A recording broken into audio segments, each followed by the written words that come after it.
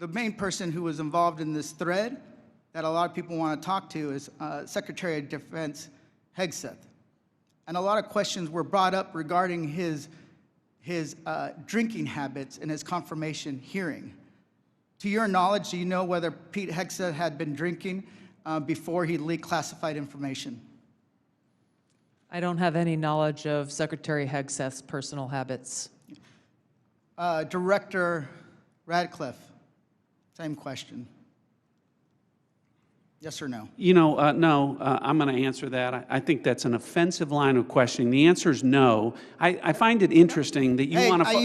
No, I'm going to answer. You asked me a question. You want an answer? No, listen. You don't want to focus on the good work that the CIA is doing, that the intelligence community. Director, I reclaim my time. Director, I reclaim my time. Here, I have huge respect for the CIA, huge respect for our men and women in uniform. But this was a question that's on the top of minds of every American, right? He stood in front of a podium in Europe holding a drink. So of course, we want to know if his performance is compromised. If people were asking if the General Austin was compromised because of a heart issue, was his performance compromised because of a successful strike? I yield back, Mr. I bring my. You want to know? You want to talk about accepting responsibility? Do you think you should accept responsibility for a successful strike to make Americans safer? You want to focus on. I reclaim my time. So here's the thing. This is serious.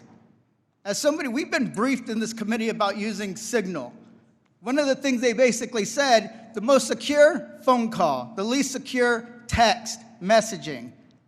And we know that your people, Russians, Chinese, are on your phone. Gentleman's time's expired. For the last 2 days, members of the intelligence community have been asking questions about a Signal messaging group and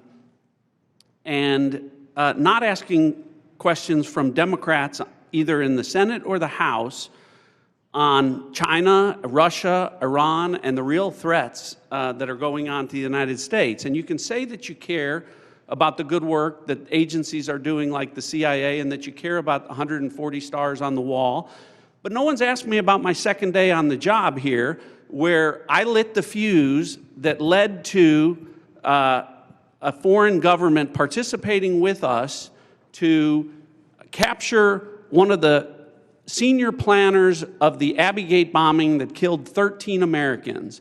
And in the process, we worked with a government that previously hadn't, that hadn't cooperated with us on counterterrorism matters. Or the fact no one has focused on that within an hour of that taking place, I was on the phone with Director Patel, and a few hours later with Attorney General Bondi, working together, the IC and the FBI working together to bring this person home in less than a week. Unprecedented success for the intelligence community and the law enforcement community. Exactly representative of the kind of work that we should be doing and the kind of work that an oversight committee should be asking about. But instead, we're getting questions about whether or not someone has drinking habits. And, you know, I just wish in an annual threats hearing where the American people want to hear about threats, that's what we would be talking about. Congressman Gomez's maligning of my reputation and not giving me the opportunity even to respond to his accusations. What occurred in that Signal chat was an update to National Security Cabinet members that was also issued around the same time as updates to our foreign partners and allies in the region.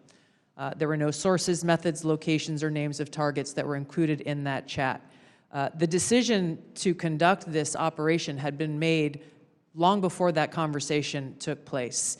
I do take my responsibility very seriously and played an integral role in providing the intelligence community's assessments that led to the ultimate decision by the President to conduct an operation, which, by the way, was very successful and continues to be very successful.